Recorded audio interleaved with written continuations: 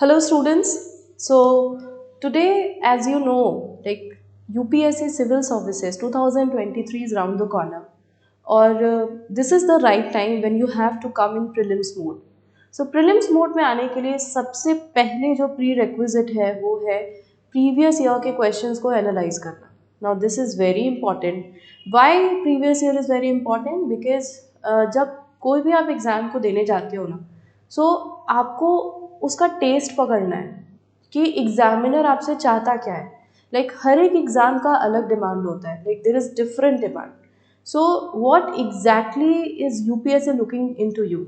क्या वो सिर्फ फैक्चुअल नॉलेज पे फोकस कर रहा है या वो सिर्फ एनालिटिकल पे फोकस कर रहा है. So it's very important to have a balanced approach. So in today's lecture we are going to discuss civil services 2021 prelims polity questions. Okay, why? Because in order to solve the questions of polity सिर्फ factual knowledge ही नहीं बल्कि एक conceptual knowledge के साथ साथ एक logical approach भी काफ़ी ज़रूरी है. Not only this, the right knowledge plus right attitude is also required. Because when you have a very calm mind, then only you can think about the correct questions of Indian polity. क्योंकि questions को इस तरीके से manipulate करके आपके सामने पेश किया जाता है, स्टेटमेंट्स को इस तरीके से रखा जाता है कि आप कंफ्यूज हो जाते हो कि इसमें से करेक्ट आंसर क्या है. मगर चीज़ें अगर क्लियर रहेंगी, और वो तभी क्लियर रहेंगी when you have a right approach and a right attitude. So yeah let's get started with the questions. और क्वेश्चंस के साथ साथ मैं आपको बताते जाऊंगी कि हाँ किस तरीके से इस क्वेश्चन को अप्रोच करना था या फिर what was the right way. Okay, so the very first question, अगर यहाँ पे फर्स्ट क्वेश्चन की बात करें, so as we know we have adopted so many things from different sources of Indian the world constitution. सो बहुत सारी चीज़ें हमने बहुत जगह से ली. And I always focus my students कि जो चीज़ आपने जहाँ से ली है तो उसमें हमने कुछ ना कुछ इंडियन फ्लेवर ऐड किया है. Now question generally comes from that Indian flavour वाला part. So you need to understand कि हाँ ठीक है, ये चीज़ हमने वहाँ से पिक तो करी है बट उसमें क्या चीज़ हमने चेंज करी है. So the examiner is trying to understand whether you have a conceptual clarity और not. So the first question is saying we adopted parliamentary democracy based on the British model. Now this is correct. Now how it is different? As regards legislation, the British Parliament is supreme और sovereign. बिल्कुल सही बात है. वहाँ पे जो British Parliament होती है वही supreme होती है, वही sovereign होती है. But in India, the power of Parliament to legislate is limited. बिल्कुल सही है. हमारे पास different institutions हैं, okay, through which we actually limit the power of the government. Now second statement, in India matters related to the constitutionality of the amendment of act are referred to the constitution bench by the Supreme Court. So यहाँ पे are statement है, अगर यहाँ पे मे statement होता तो भी ये स्टेटमेंट सही होता. So the correct statement is both 1 and 2. Now we come to next question.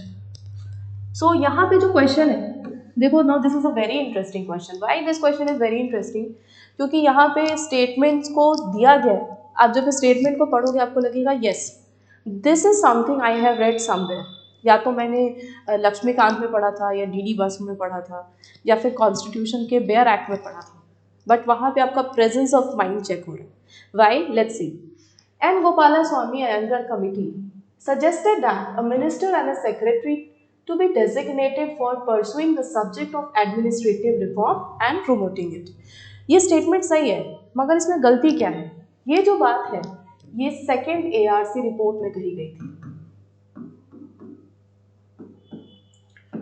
ना कि अयंगर कमेटी के द्वारा.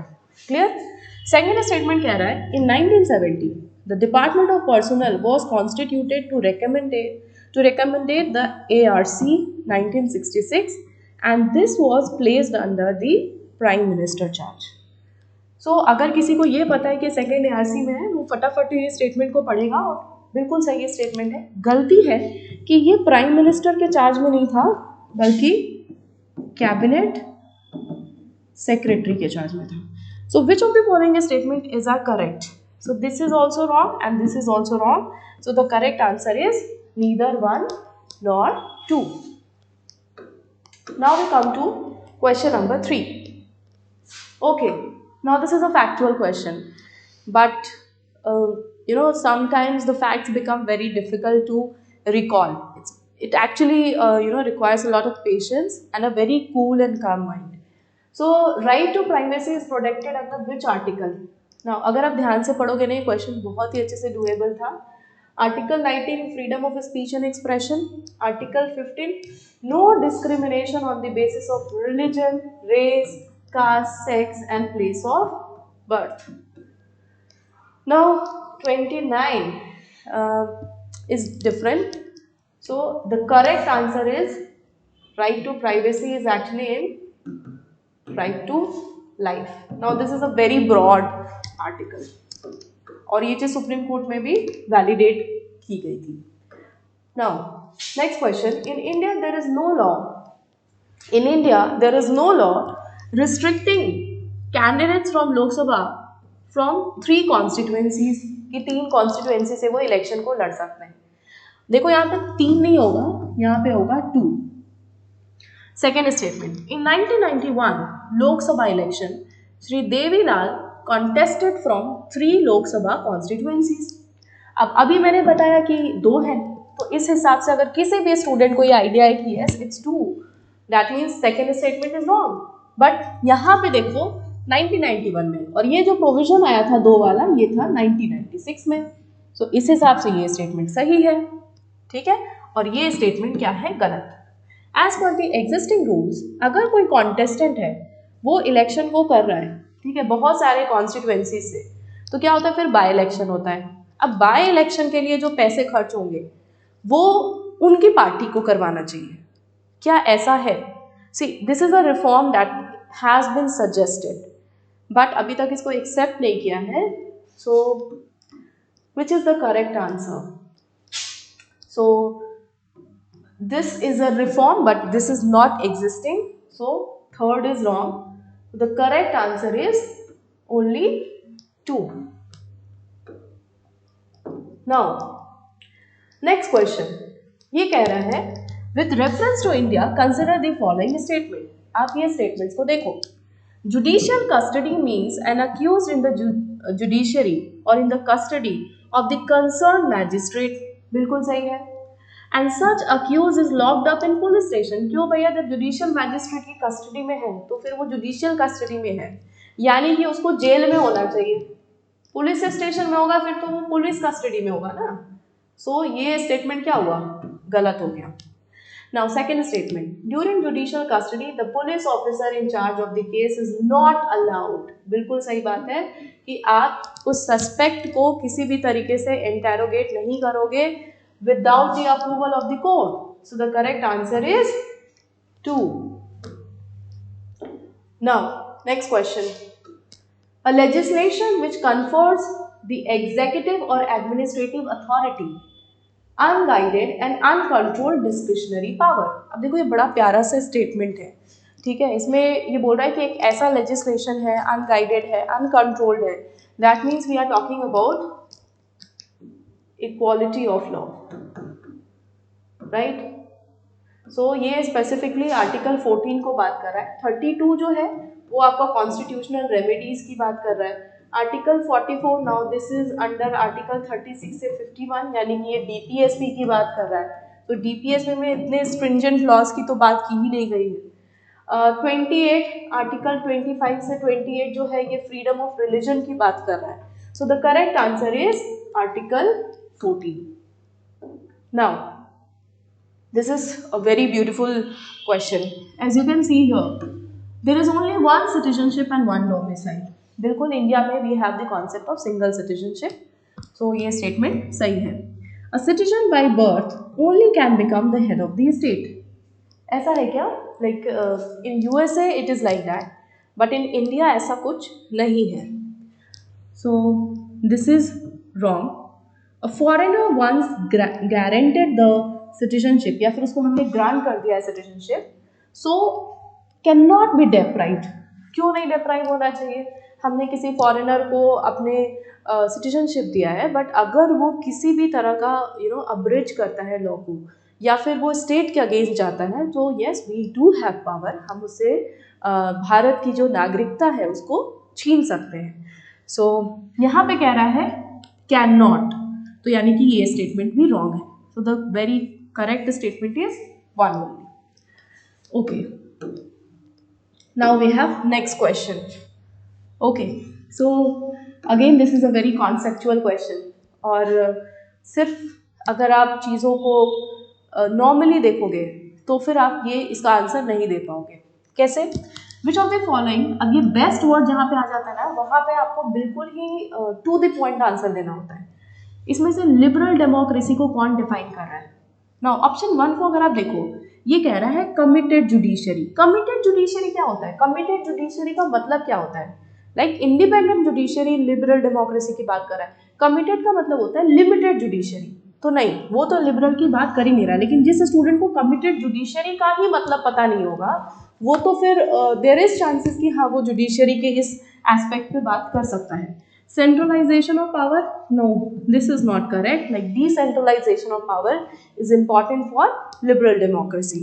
Elected government, तो ये दोनों स्टेटमेंट तो गलत है। इलेक्टेड गवर्नमेंट भी ऐसा कुछ बेस्ट नहीं डिस्क्राइब कर रहा है। But when we come to option number 4, separation of power, so जब भी हम लिबरल थ्योरीज की बात करते हैं, like whenever we talk about liberal theories, तो हमारे पास किसकी बात होती है? जॉन लॉक की बात होती है। We talk about Montesquieu. तो ये जितने भी थिंकर्स हैं, ओके, लिबरल थ्योरीज के, they all are saying that doctrine of separation of power is very important. Like in India also, we have this doctrine of separation of power. Like we have legislative, we have executive, and number 3 we have judiciary. तो सबके काम क्या है? बटे हुए हैं। इनका काम है कानून बनाना, इनका काम है कानून को लागू करना. Like it is further divided into the temporary and the permanent one.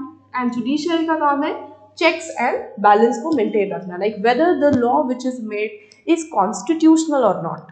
So yes, doctrine of separation of power is very important if you are looking for a liberal democracy.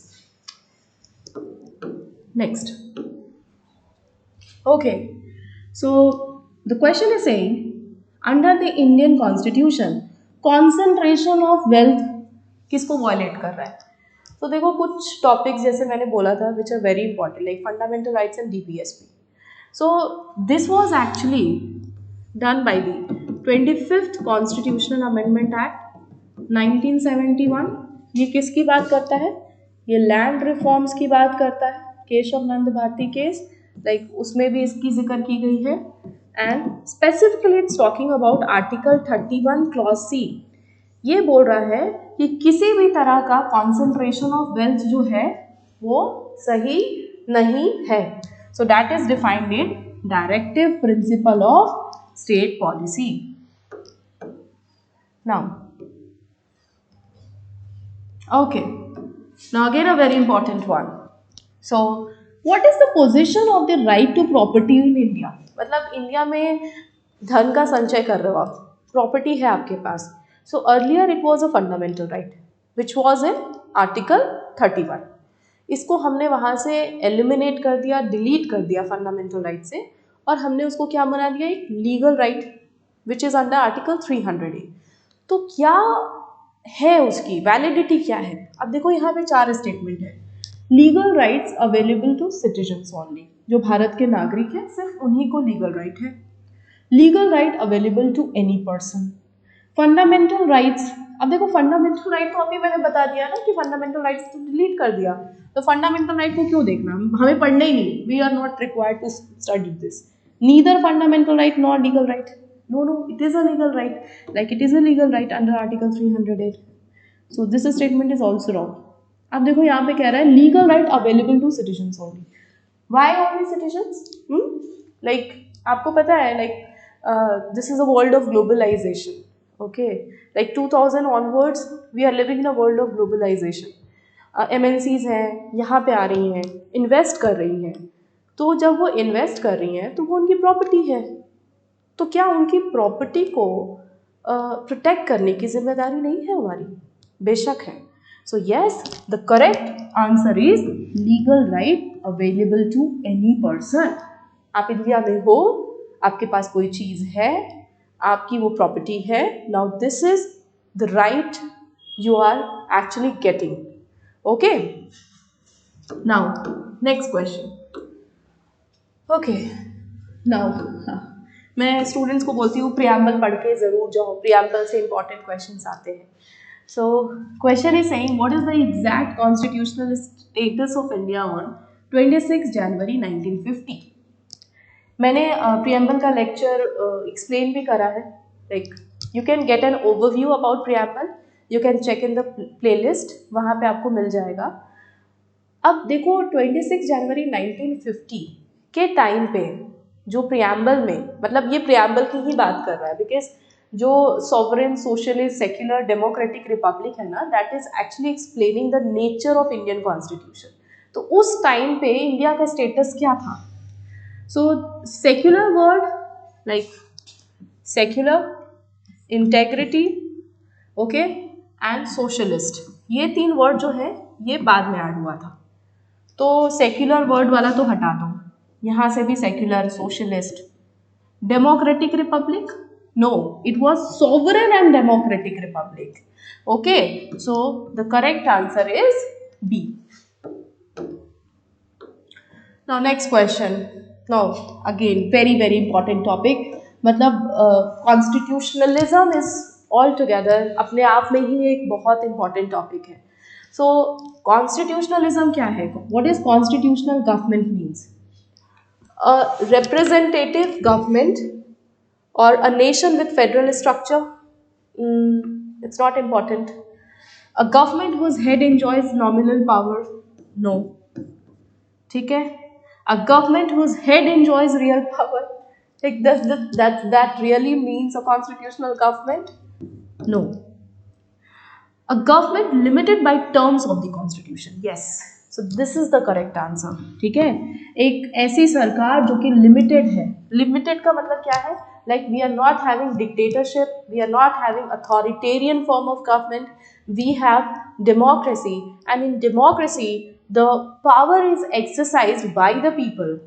So the government is having authority. Authority means what? Power. But वो power क्या है? Limited है. It's not up to them. ये जैसे किया वैसे करें. Now इसके बाद जो नेक्स्ट क्वेश्चन है, ओके, नाउ अब ये Bharat Ratna Padma, this we are very much into news, that's why यहाँ से क्वेश्चन आया है. क्वेश्चन क्या बोल रहा है कि Bharat Ratna and Padma awards are the titles. See, this are not titles, this are awards, this are honours. So पहला स्टेटमेंट ही गलत हो गया. Padma Awards, which were instituted in the year 1954, have been suspended only once. नहीं, ये 2 बार suspend हुआ. It has been suspended twice. Now the number of Bharat Ratna is restricted to maximum of 5. No, it is restricted to maximum of 3. So तीनों ही statement गलत थे और ये काफ़ी factual था. ठीक है, यहाँ पे ऐसा नहीं है कि इसको कुछ इलेबोरेट किया जा सकता है, ये तो आपको याद करना पड़ेगा. ठीक है, बट यस स्टेटमेंट के साथ आप इसको समझ करके लगाओगे. So which of the following statement is not correct? ठीक है, क्वेश्चन ये नहीं बोल रहा है कि इसमें से कौन सा सही है. सो तीनों ही सही है, right? So the correct answer is 1, 2 and 3. Now okay, again a very very good question. Now these are the question which is actually testing you as an administrator, है ना, कि इसमें से कौन सा स्टेटमेंट है जो कि बेस्ट डिफाइन कर रहा है किसको? स्टेट को. I have n number of times explained in my class, like whenever you are talking about the state, तो हम 4 चीज़ों की बात करते हैं. वो क्या 4 चीज़ है? Number 1 population. ठीक है, स्टेट का मतलब हम यहाँ पे नेशन स्टेट की बात कर रहे हैं. ठीक है. Number 2 sovereignty. Number 3 a certain territory, and obviously a government, क्योंकि गवर्नमेंट का काम क्या है? गवर्नेंस करना. सो a community of a person permanently occupying a definite territory, ऐसा है क्या? नहीं. A number of person who have been living in a defined territory for a very long time, culture, tradition and government, no. A society permanently living, है ना, executive responsible. यहाँ पे statement है politically organise people of a definite territory, possessing an authority यानी कि government जो govern करेगा, law and order को मेंटेन करेगा, नेचुरल राइट्स को प्रोटेक्ट करेगा, and also safeguard the means of sustenance. मतलब सबसिस्टेंस जो है आपका रहने का, मतलब बेसिक जो नेसेसिटी है, रोटी, कपड़ा और मकान. So yes, the correct answer is 2. और ये बहुत ही क्लोज आंसर था और इसको बहुत ही अच्छे से पढ़ने पे ही हो पाता. नाउ क्वेश्चन जो यहाँ पे दूसरा है हमारा, ये कह रहा है विच of the following in Indian polity is an essential feature of federal, जो बता रहा है कि हम लोग फेडरल कैरेक्टर में है. Okay, the independence of judiciary is safeguarded. The union legislature has elected form. No, this is not talking about federal. So this statement is wrong. The union cabinet can have elected represent. भाई elected representative से federal का क्या रिश्ता है? The fundamental rights are enforceable by the court of law. Again, इसका federal से कोई रिश्ता नहीं है. So the independence of judiciary is safeguarded. क्योंकि देखो जब power divided होगा किसके बीच में? सेंटर और स्टेट के बीच में. तो कब ये लोग क्या करेंगे? लड़ेंगे. कंकरेंट लिस्ट पे अगर मान लो कोई कानून बनाना है तो वहाँ पे कॉन्फ्लिक्ट होगा. जब कॉन्फ्लिक्ट होगा तो उसको कौन सोल्यूशन देगा? सो एक्चुअली फेडरल गवर्नमेंट का मतलब क्या है? Like it's division of power, it's a kind of contract, okay, between centre and state. So when ever there is a contract, जब भी ऐसा कॉन्ट्रैक्ट जैसा सिचुएशन होता है या फिर जब भी डिविजन ऑफ पावर की बात होती है तो वहाँ पे पावर जब डिवाइड हो रहा है तो दो लोगों में क्या होगा? प्रॉब्लम होगी. तो when ever there is a problem there is somebody जिसका होना बहुत ज़रूरी है जो उस प्रॉब्लम को क्या करेगा? सब्जुगेट करेगा, उसको सॉल्व करेगा. सो the correct answer is the independence of judiciary. Okay. Now again a very conceptual question. Which of the following with respect to Indian judiciary? अब Indian judiciary तो अपने आप में important topic है. Any retired judge of the Supreme Court can be called back. बिल्कुल बुलाया जाता है उनको. Like whenever there is vacancy, there is a concept of retired judge. There is a concept of ad hoc judge. So ये chief justice द्वारा बुलाया जाता है with prior permission to President of India. So statement 1 is correct. A high court in India has the power to review its own judgment. जी हाँ, बिल्कुल सही बात है. Article 226. So the correct answer is both 1 and 2. So yeah. So I think we discussed all the questions of prelims 2021. आपको चीज़ें समझ में आई होंगी कि हाँ यूपीएससी चाहता क्या आपसे. वो आपको सिर्फ ये नहीं चाह रहा है कि आप चीज़ों को रट लो, बट रटना भी इम्पॉर्टेंट है. Because see polity is all about facts. You can not just skip facts. आप ये नहीं बोल सकते कि नहीं ये तो सिर्फ फैक्ट्स है, इससे कैसे काम चलेगा. And this is the most prestigious exam. तो अगर वहाँ पे इस चीज़ की डिमांड की जा रही है कि हाँ आपको फैक्ट्स के साथ साथ राइट अप्रोच और राइट एटीट्यूड बहुत ज़रूरी है. देखो हार्डवर्क का कोई सब्सटीट्यूट नहीं है, but there is something called smart work. मतलब कुछ चीज़ें हैं जहाँ से क्वेश्चंस आने के चांसेस बनते हैं. Okay, so that I generally discuss in my classes कि स्टूडेंट देखो यहाँ से क्वेश्चन आएगा. हो सकता है उसमें स्टूडेंट को लगे कि क्या है, यही क्यों पढ़ रहे हैं, लेकिन जब वही चीज़ पढ़ के आपका रिजल्ट हो रहा है देन स्टूडेंट सेज कि मैम कॉपी से ही क्वेश्चन था. एंड एक्चुअली से कि कॉपी से ही क्वेश्चन आएगा. अगर कॉपी से बाहर आए तो तुम क्वेश्चन ले करके मुझे दिखाओ. So right approach plus right attitude is very important, okay?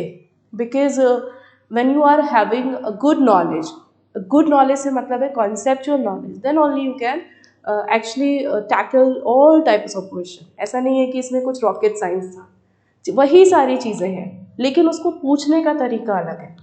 ठीक है, वो चाहता है कि आप परेशान हो और उसमें गलतियाँ करो. ठीक है, you are overburdened with the fear of getting out of this prelims exam. So let's not do those mistakes. And this was 2021. I'll also be discussing the 2022 paper and few back में भी जाएंगे.